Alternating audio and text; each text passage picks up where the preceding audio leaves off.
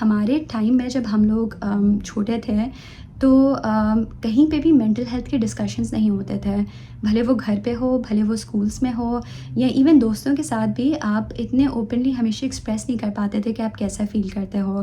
تو یہ جب مطلب اب اس اسٹیج پہ آ کر جب زیادہ اویئرنیس ہونے لگی ہے اور لوگ سمجھنے لگ رہے ہیں کہ کیا چیزیں تھیں جو انہوں نے پہلے فیس کیں، اور ایک تھاٹ آتی ہے کہ سپورٹ شاید ملنا چاہیے تھا لیکن مل نہیں پایا جس طرح کی امید تھی. تو ایک میں نوٹس کرتی ہوں کہ ایک بہت بڑا ڈسکنیکٹ آیا ہوا ہے ان یوتھ کا اپنی فیملی سے. تو وہ کمیونیکیٹ تو کرتے ہیں، وہ ایسا لگتا ہے بظاہر کے کلوز بھی ہیں، لیکن وہ ایک ایموشنل لیول پہ ابھی بھی کمیونیکیٹ نہیں کر پاتے ود دا سیم ازمپشن کہ جب پہلے کسی نے ہماری بات نہیں سمجھی تو ابھی کیا سمجھیں گے.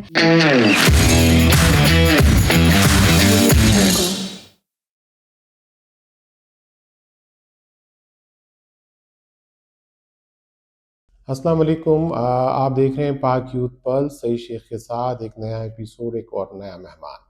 آج کے ہمارے مہمان جو ہیں ان کا تھوڑا سا بتا دوں. ان کا نام ہے سعدیہ شفقت، اور سعدیہ کا جو براٹ اپ تھا انیشیل وہ ہوا سعودی عرب میں، کیونکہ ان کے پیرنٹس وہاں رہتے تھے. اور اس کے بعد وہ پڑھنے کے لیے ہائر ایجوکیشن کے لیے گئیں وہاں سے ملیشیا، اور وہاں سے ایک ڈگری لی سائیکالوجی میں، اور اس کے بعد آج اس وقت ہیں ٹرکی میں مقیم ہیں.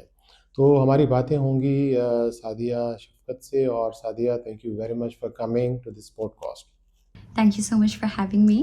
اچھا سعدیہ، آپ سے ابھی ہم بات کرتے ہیں کہ آپ کا تجربہ جو ہے نا کراس کلچرل ایکسپیرینسز، یعنی کہ آپ کا براٹ اپ ہوا سعودی میں، اور ہائر ایجوکیشن آپ نے لی ملیشیا میں، اور اس وقت پریکٹسنگ اور سیٹلمنٹ آپ کی ہے ٹرکی میں. تینوں الگ ملک ہیں، پاکستان ایک الگ ملک ہے، اور دو کے سب جگہوں پہ اسلامک کنٹریز ہیں. تو آپ اس پہ بتائیے کہ یہ تجربہ کیسا رہا براٹ اپ ہونے سے آج تک کا، اور آپ نے ان سے کیا سیکھا؟ جی بالکل، میں ایک کلینکل سائیکالوجسٹ ہوں، اور میں نے اپنا بیچلرس اور ماسٹرز دونوں انٹرنیشنل اسلامک یونیورسٹی ملیشیا سے کیا. وہیں پہ میری ٹریننگ بھی ہوئی ہے. کرنٹلی میرے ایریاز آف انٹرسٹ ہیں anxiety, depression, trauma, grief, O C D as well as neurodivergent conditions جیسے ہو گیا ADHD یا آٹزم. مجھے ہمیشہ سے لوگوں کو سمجھنے کا کافی شوق رہا ہے. تو آئی تھنک یہ جو ڈفرینٹ کنٹریز میں رہنے کا موقع ملا ہے، اور کبھی کبھار ان کنٹریز میں ڈفرینٹ سٹیز میں بھی، تو لوگوں کے ساتھ ایک اچھی کراس کلچرل انڈرسٹینڈنگ ہو گئی ہے. یہ سمجھنے آسان ہو گیا ہے کہ لوگ کیسا محسوس کرتے ہیں، کیسا سوچتے ہیں، ان سے کس طرح سے ڈیل کیا جا سکتا ہے. انفیکٹ پاکستان میں بھی میرے کافی سال گزرے ہیں، تو اس وجہ سے دیسی کمیونٹی سے بھی ایک اچھا کنیکشن بن گیا ہے، بھلے وہ اپنی کنٹریز میں رہتے ہوں یا ابراڈ سیٹلڈ ہوں. ایک جو چیز میں نوٹس کرتی ہوں وہ یہ ہے کہ ان ریجنس میں اکثر ہماری سملیرٹیز ہمیں بہت ہیں، ایک کلیکٹیوسٹ سے اورینٹیشن ہے ہماری. تو اکثر مطلب ان جگہوں پہ پہلے اسٹگما بہت ہوا کرتا تھا. پچھلی جنریشن میں بہت مشکل سے یہ کانورزیشنس ہوا کرتی تھی مینٹل ہیلتھ کی، لیکن اب میں کافی چینج نوٹس کر رہی ہوں اسپیشلی یوتھ میں. اور اس کے علاوہ مطلب outside of therapy as well کافی سروسز پرووائڈ کی جا رہی ہوتی ہیں. جیسے اکثر یہ ٹریننگز دی جاتی ہیں کہ آپ کسی کو ایموشنل سپورٹ کیسے پرووائڈ کرو. آپ سوسائڈ پریونشن کی بھی ٹریننگز دی جاتی ہیں، یا لسنر کس طرح سے بنا جاتا ہے. اور اس کے علاوہ جیسے ہم لوگ جو ایک ڈفرینٹ چیز آبزرو کرتے ہیں وہ یہ ہے کہ آفس سیٹنگز میں بھی سائیکالوجسٹ کو انکلوڈ کیا جاتا ہے تاکہ ایک ہیلدی کارپوریٹ انوائرمنٹ بن سکے. تو یہ ساری چیزیں آئی تھنک آہستہ آہستہ بہت گرو ہو رہی ہیں ان ساری کنٹریز میں. اچھا سعدیہ، آپ یہ بتائیے کہ role of families, how parents can support young peoples mental well being. کیا لگتا ہے پیرنٹس کو کیا کرنا چاہیے ایسے بچوں کو جن کو ضرورت ہے، اور وہ کس طرح اپنے آپ کو تیار رکھیں یا تیار کریں تاکہ اپنے بچوں کی ویل بینگ کے لیے ایک پراپر ان کے لیے راستہ ہو؟ جب بات آتی ہے کہ پیرنٹس اپنے بچوں کو کیسے سپورٹ کر سکتے ہیں، تو اکثر مطلب پیرنٹس کے ذہن میں یہ سوال آتا ہے کہ ہم اپنے بچوں کو کیسے سمجھائیں جب کوئی ایشوز آتے ہیں، کوئی پرابلمس ہوتے ہیں. میں یہ ریکمینڈ کروں گی کہ اگر آپ اپنے بچوں سے بات کرتے ہوئے اس انٹینشن سے نہ جائیں کہ ہم انہیں سمجھانے جا رہے ہیں. آپ اگر اس انٹینشن سے جائیں کہ ہم ان کو سمجھنے جا رہے ہیں تو آپ کی جو کانورزیشنس ہیں ان کے ساتھ وہ الگ ہوں گی. اور میرا مطلب یہ ہے کہ ایک پرابلم فکسنگ مائنڈ سیٹ سے جب ہم جاتے ہیں تو ہم اکثر اگلے بندے کو سن نہیں پاتے, ان کو سمجھ نہیں پاتے, اور جب تک وہ نہیں ہوتا ایک کنیکشن نہیں بن پاتا اور کانورزیشنز بہت سپرفیشل رہتی ہیں. تو کمیونیکیشن گیپ پہ آئی تھنک بہت کام کیا جا سکتا ہے. ان فیکٹ میں یہ چیز جو نوٹس کرتی ہوں کہ ہمارے جو یوتھ کے جو پیرنٹس ہیں اکثر وہ کافی باتیں سمجھتے ہیں. جب میرا ان سے انٹریکشن ہوتا ہے میں کافی سرپرائز ہو جاتی ہوں کہ کافی چیزیں جو ہم سمجھتے ہوں گے ہمارے پیرنٹس نہیں سمجھتے, وہ ایکچولی سمجھتے ہیں, لیکن وہ شاید کمیونیکیٹ نہیں کر پا رہے ہوتے ہیں. اور جو ہمارے ایج گروپ کا مائنڈ سیٹ ہوتا ہے وہ یہ ہوتا ہے کہ اچھا ہمارے پیرنٹس نے پہلے ہی یہ سب نہیں سمجھا تو ابھی کیسے سمجھیں گے, which might not be true, کیونکہ ود ٹائم ہم سب اتنا چینج ہوتے رہے ہیں. ایون ود سوشل میڈیا جتنی انفارمیشن جتنی اویئرنیس ہم سب میں آئی ہے تو this generation of parents is different as well. تو میں یہ کہوں گی کہ دونوں کی طرف سے ہمیشہ ایک اگر انیشیٹو رہے کمیونیکیٹ کرنے کا, اور تھوڑے سے صبر کے ساتھ کہ ٹھیک ہے فرسٹریشنز ہوں گی کوئی بات نہیں, لیکن آپ کوشش کرتے رہیں بار بار, تو آئی تھنک یہ چیز بہت ضروری ہے. اچھا سعدیہ, یہ بتائیے کہ یہ جو ہے رائزنگ سائیکولوجیکل چیلنجز امنگ ٹوڈیز یوتھ, اس پہ ذرا ہمیں بتائیں گے کیا وجوہات ہیں, یہ کیوں بڑھ رہے ہیں, بچے جوان یہ سب کیوں پریشان ہیں, اور آپ کی اس اپنے اسٹڈیز میں اور آپ اب اس کی پریکٹس کر رہی ہیں, آپ کو کیا سمجھ آتا ہے؟ One of the things that I notice is کہ آج کل کا جو یوتھ ہے وہ ہماری پولیٹیکل اسٹیبلٹی جو ہے گلوبلی اس سے کافی افیکٹڈ ہیں. تو ہم سب سوشل میڈیا سے ایکسپوزڈ بہت زیادہ رہتے ہیں, اور اس سے ایک سینس کریٹ ہوتا ہے کہ ہم ہیلپ کرنا چاہتے ہیں لیکن ہم ہیلپ کر نہیں پا رہے ہیں. تو ایک sense of hope lessons, help lessons. پھر جب ہماری کنٹریز بھی ان سچویشنز میں انوالو ہو رہی ہوتی ہیں تو ایک بہت سینس آف انسرٹنٹی پیدا ہوتا ہے. ایون مطلب آپ 10-12 سال کے بچے بھی دیکھیں تو ان چیزوں کے بارے میں کافی پریشان رہنے لگ گئے ہیں. And this is in addition to ان کے جو اگر کوئی اور اسٹریسرز ہوں گھر پہ یا پڑھائی کے یا اس طرح کے جو پریشرز ہیں. اس کے علاوہ ایک جو انٹرسٹنگ پیٹرن میں نوٹس کرتی ہوں تھیراپی سیشنز میں وتھ یوتھ جو آئی تھنک میرے ایج گروپ کے اسپیشلی ہوں گے, وہ یہ ہے کہ ہمارے ٹائم میں جب ہم لوگ چھوٹے تھے تو کہیں پہ بھی مینٹل ہیلتھ کے ڈسکشنز نہیں ہوتے تھے, بھلے وہ گھر پہ ہو بھلے وہ اسکولس میں ہو یا ایون دوستوں کے ساتھ بھی آپ اتنے اوپنلی ہمیشہ ایکسپریس نہیں کر پاتے تھے کہ آپ کیسا فیل کرتے ہو. تو یہ جب مطلب اب اس اسٹیج پہ آ کر جب زیادہ اویئرنیس ہونے لگی ہے اور لوگ سمجھنے لگ رہے ہیں کہ کیا چیزیں تھیں جو انہوں نے پہلے فیس کیں, اور ایک تھاٹ آتی ہے کہ سپورٹ شاید ملنا چاہیے تھا لیکن مل نہیں پایا جس طرح کی امید تھی.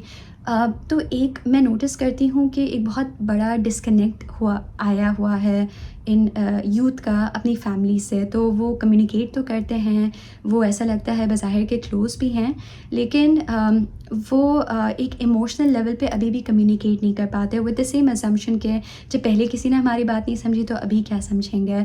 تو اس سے آئی تھنک ایک بہت ایموشنل وائڈ ڈیولپ ہوتا ہے ان کے اندر. اچھا سعدیہ, یہ بتائیے کہ neurodivergence, how individuals with neurodivergence can be better supported, کیا لگتا ہے کیا کچھ اور مزید کرنا چاہیے, کیا ہم کر رہے ہیں, کیا ابھی رہتا ہے کرنے کو, اس پہ ذرا بات کیجیے. جب بات آتی ہے نیورو ڈیولپمنٹل ایشوز کی, جیسے آٹزم ہو گیا, ADHD ہو گیا, ڈسلیکسیا, کوئی اسپیسیفک لرننگ ڈسیبلٹی ہو گئی, تو آئی تھنک اسکولس بہت اچھا رول پلے کر سکتے ہیں بچوں کو سپورٹ کرنے میں, پیرنٹس کو سپورٹ کرنے میں بھی. یہ چیز میں نے ملیشیا میں ایکسپیرینس کی تھی اپنی ٹریننگز کے دوران, کہ کچھ جو پرائیویٹ اسکول ہوا کرتے تھے وہ ٹیچرس آئیڈینٹیفائی کر لیتے تھے کہ اچھا اس بچے کو پڑھنے میں ایشو ہو رہا ہے یا کوئی اور ایشوز ہیں, تو ان کی ایک اسیسمنٹ اپنی ایک ازمپشن ہوتی تھی کہ ہو سکتا ہے یہ مسئلہ ہو, اور پھر وہ پیرنٹس کو اپروچ کرتے تھے اور انہیں کلینکل سائیکالوجسٹ سے کنیکٹ کرتے تھے, جس کے بعد ہم لوگ اکثر بہت کمپریہنسو اسیسمنٹس کیا کرتے تھے جس میں IQ ٹیسٹ ہو گیا اور باقی جو ٹیسٹ بیٹریز ہیں ان سب کا استعمال کیا جاتا تھا, جو صرف ڈائگنوسٹک ٹولس نہیں ہیں بلکہ وہ بچے کی اسٹرینتھس ویکنیسز کوگنیشن کے بارے میں بہت سی باتیں بتاتے ہیں، جو ضروری اس لیے بھی ہوتا ہے کیونکہ اس کے بعد ایک اسپیشلائز ایجوکیشن پلان بنایا جا سکتا ہے، جو اسکول والے ریکویسٹ بھی کیا کرتے تھے اور ان کو اگر آپ پرووائڈ کریں تو ان کو وہ امپلیمنٹ بھی کرتے تھے.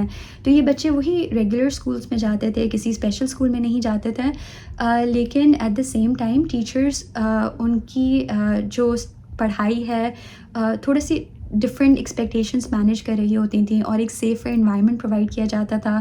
اور کبھی کبھار بچوں کو بھی یہ ایجوکیٹ کیا جاتا تھا کہ کس کے ساتھ کیا ڈفیکلٹی ہے اور ان کے ساتھ کس طرح سے آپ انڈرسٹینڈنگ ہوں، آپ کس طرح سے ان کا خیال رکھیں. اچھا یہ بتائیے کہ educational reforms needed to improve mental health systems in Pakistan and beyond.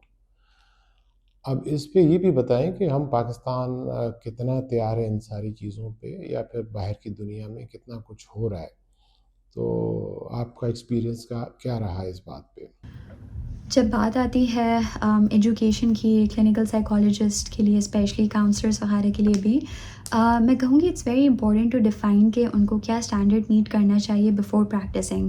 تو جب ہم یہ اسٹینڈرڈ ڈیفائن کرتے ہیں اس میں جو امپورٹنٹ باتیں ہوتی ہیں وہ یہ ہیں کہ number of hours of training کیا ہے، ایکسپوجر ٹو اسیسمنٹس کتنا ہے، جو ٹیسٹ بیٹریز جو آپ کو سیکھنی چاہیے ہر طرح کی وہ اویلیبل ہیں یا نہیں ہیں، اور اگر ایک جگہ پہ اویلیبل نہیں ہے تو آپ کی ٹریننگس کہاں کہاں ہونی چاہیے تاکہ آپ کے پاس بہت expertise who before you can actually graduate and practice. پھر اس میں کوالٹی آف سپرویژن، کتنے آپ کے سپروائزرس کوالیفائڈ ہیں، وہ آپ کو کتنا ٹائم دے پا رہے ہیں، آپ نے کتنے نمبر آف کلینکل آورس کیے ہیں. یہ ساری چیزیں آئی تھنک ساتھ مل کر آپ کو یہ اندازہ مطلب اس سے ایک اسٹینڈرڈ ڈیولپ ہوتا ہے کہ ٹھیک ہے جب یہ اسٹینڈرڈ فلفل ہوا تو پھر آپ you might be in a good position to practise this field. اچھا سعدیہ، اپنے ینگ جو ہمارے لسنرس ہیں جو who are struggling with mental health concerns but unsure how to seek help، ایسے بچوں کے لیے کیا کہیں گی آپ؟ پہلے تو میں کہوں گی کہ ڈونٹ آئسولیٹ یور سیلف. اگر آپ کبھی بھی ایسی ایک سچویشن میں ہوں جس بھی طرح کی مدد لے سکیں ضرور لیں. ایک کانسیپٹ ہے کہ آئی ایم ناٹ سک انف ٹو ٹیک ہیلپ. ابھی حالات اتنے برے نہیں ہیں میرے کہ میں کسی سے جا کے اس بارے میں بات کروں. آپ کو ہمیشہ انتظار نہیں کرنا ہوتا کہ چیزیں اتنی خراب ہوں تو پھر جا کے ان کے بارے میں کچھ کیا جا سکے. میں یہ بھی سمجھتی ہوں کہ کبھی کبھار ہم گھبراتے ہیں کہ کسی تھیراپسٹ کو کانٹیکٹ کریں گے، ہم افورڈ نہیں کر پائیں گے، اسپیشلی جو ینگ لوگ ہیں، اسٹوڈنٹس ہیں. تو میں یہ ایڈوائز کروں گی کہ آپ پھر بھی کانٹیکٹ کریں ایسے پریکٹیشنرس کو، ایسے آرگنائزیشنس کو کانٹیکٹ کریں، کیونکہ ہو سکتا ہے وہ آپ کو سپورٹ نہ کر سکیں لیکن کوئی اور ہو جس سے وہ آپ کو کنیکٹ کر دیں جو آپ کو سپورٹ کر سکیں. تو پہلی چیز تو یہ ہے. دوسری یہ ہے کہ اپنے لیے ایک کوپنگ ٹول باکس بنائیں جس میں آپ اس طرح کی کچھ ایکٹیویٹیز رکھیں جس سے آپ کا نروس سسٹم ریگولیٹ ہو سکے، جس سے آپ تھوڑا سا کوپ کر سکیں جب آپ ایک بہت ہی ڈیفیکلٹ سچویشن میں ہوں. تو اس میں ایسی چیزیں ہو گئیں جیسے اگر کبھی بہت طرح کے خیالات آ رہے ہیں تو آپ جرنلنگ کی ایک عادت بنا لیں. ایون اگر آپ کو کوئی شوق نہ ہو جرنلنگ کا، بس ایک 2-3 پرومپٹس اپنے لیے رکھیں کہ آپ کیسا محسوس کر رہے ہیں اور اس بارے میں کیا کیا جا سکتا ہے، کیا وہ چیز ہے جو آپ دوسروں کو بھی نہیں بتا پا رہے. کوئی بھی سمپل سے اپنے لیے پرومپٹس رکھیں اور آپ جو ہے اس چیز کو لکھ لیں. یہ ضروری اس لیے ہوتا ہے کیونکہ جب آپ سوچ رہے ہوتے ہیں، اپنے مائنڈ میں پروسیس کر رہے ہوتے ہیں تو ایک وقت میں بہت سی سوچیں آ رہی ہوتی ہیں، لیکن جب آپ لکھنا شروع کرتے ہیں تو ایک وقت میں ایک ہی تھاٹ آپ انٹرٹین کر پا رہے ہوتے ہیں. تو that really helps with facilitation of your thoughts. پھر اسٹریس ریلیف کے لیے جیسے کراس ورڈ پزلس ہوتے ہیں یا ایک کچھ بریدنگ ٹیکنیکس اور گراؤنڈنگ ٹیکنیکس ہوتی ہیں جو ایون یوٹیوب پہ آپ ساتھ اس کے فالو بھی کر سکتے ہیں. تو اس طرح کے جو کوپنگ میکینزمس ہوتے ہیں ہم ان کو اکثر انڈر اسٹیمیٹ کر لیتے ہیں. ہم سوچتے ہیں کہ اس سے ہمارا مسئلہ تو حل نہیں ہو جائے گا، لیکن ان دیٹ مومنٹ وہ آپ کو کافی ریگولیٹ کر لیتی ہیں اور اس کی آپ کو ضرورت ہوتی ہے تاکہ آپ بہتر سوچ سکیں کہ آگے کیا جائے. تو یہ کچھ چھوٹی سی ایڈوائزز ہیں جو میں دینا چاہوں گی for any one who is struggling with any mental health issues یا اینی کائنڈ آف کنسرنس. اچھا سعدیہ، ایسی کیا ایڈوائز آپ اسٹوڈنٹس کو دیں گی جو یہ کریئر پرسو کرنا چاہتے ہیں؟ تو یہ کیا اس میں آپ بتائیے کہ اس میں چیلنجز ہیں، کیا پراسپیکٹس ہیں، باہر کیا ہیں، اور ہمارے اپنے ملک میں کیا ہے؟ اس پہ ذرا کچھ ہمیں بتائیے۔ جو اسٹوڈنٹس اس فیلڈ میں ہیں ان کے لیے میں یہ کہوں گی کہ آپ ہمیشہ ریسرچ اورینٹیڈ رہیں۔